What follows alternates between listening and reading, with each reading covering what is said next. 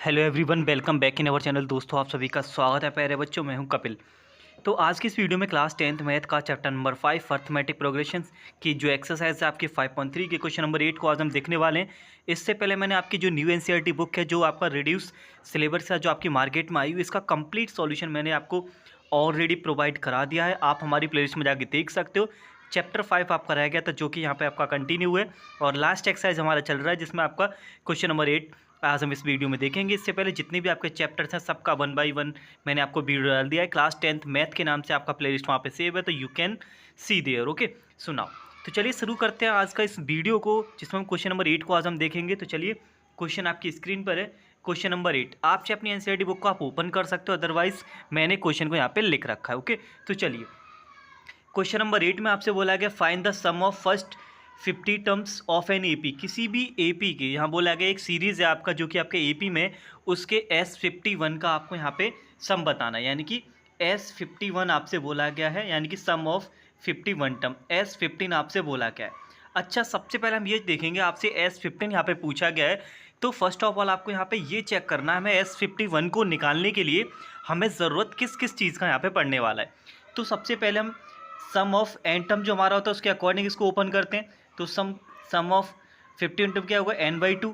Okay, bracket 2a plus n-1, n के place में हम क्या लिखेंगे 51 माइनस का 1। ओके, इंटू डी आपका यहाँ पे रहेगा। ओके, इससे पहले मैंने बेसिक भी आपको अच्छी तरीके से समझा दिया है, आप जाके पहले बेसिक को देखिएगा। 1 बाय 1 1 2 3 4 करते हो, जब आप क्वेश्चन पे आगे आएंगे क्वेश्चन नंबर 8 तक, तो आपको सारी चीज़ें आपको बेहतर समझ आने लगेंगी।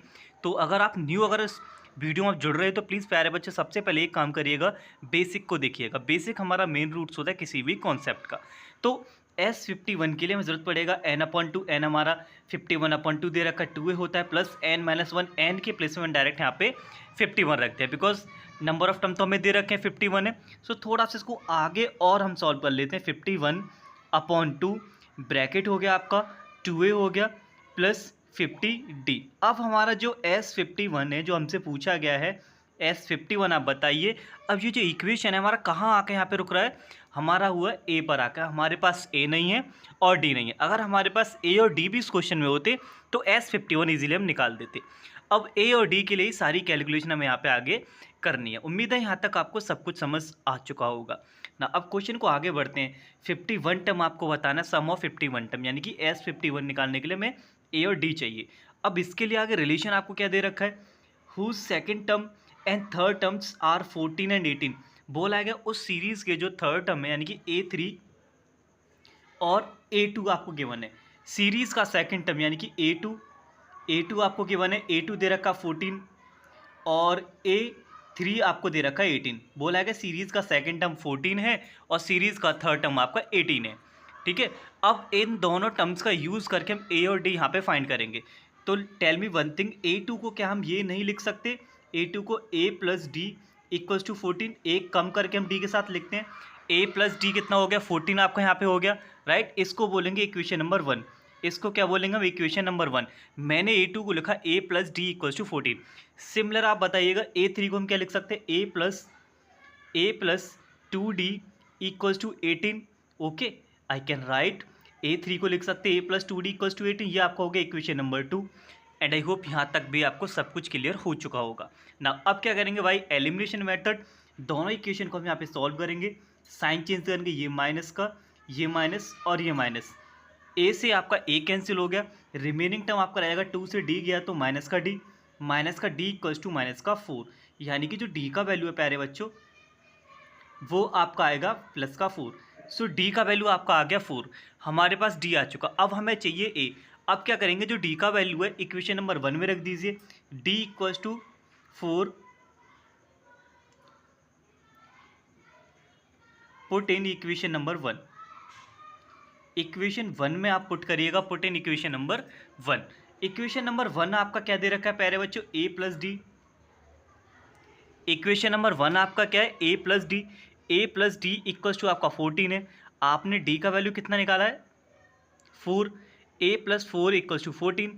सो नाउ a इक्वल्स टू आपका आ जाएगा 14 माइनस का 4, that is equals to 10। d आपका 4 आ गया, a का वैल्यू आपका 10 आ गया। S51 पूछा था आपसे। तो अब आपको करना क्या है, जहाँ हमने इसको S51 को स्टॉप किया था वहीं अब क्वेश्चन को लेके चलेंगे। सो 2 मल्टीप्लाई ए का वैल्यू आपका कितना 10 प्लस 5 इंटू डी का वैल्यू आपका कितना है 4, सॉरी 50 है, 50 into 4। Okay, so now that is equal to 52 bracket में 2 10 ज़ा 20 प्लस ये आपका हो गया 200। कितना हो गया 200।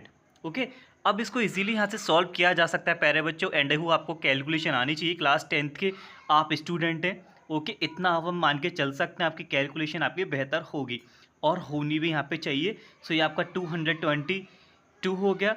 एंड ना 2 से जब इसको कैंसिल करेंगे so we will get 110।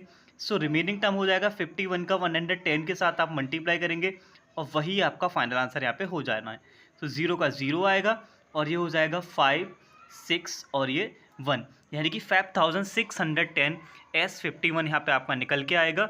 And I hope आपको ये क्वेश्चन नंबर 8 आपको अच्छी तरीके से समझ आ गया होगा प्यारे बच्चों। अगर आपका कोई भी डाउट है तो प्लीज़ आप इस वीडियो को एक बार ज़रूर वापस से प्ले करके देख लीजिएगा। ओके, एंड नाउ यहाँ पे सबसे पहले S51 मैंने इसलिए निकाला था जिससे जो हमें चाहिए वो हमें पता लग जाए। इससे एक ये बेनिफिट हो जाता है। देखो डिफरेंट आपने मेथड्स देखे होंगे, सबके पढ़ाने का अपना अपना तरीका होता है प्यारे बच्चों।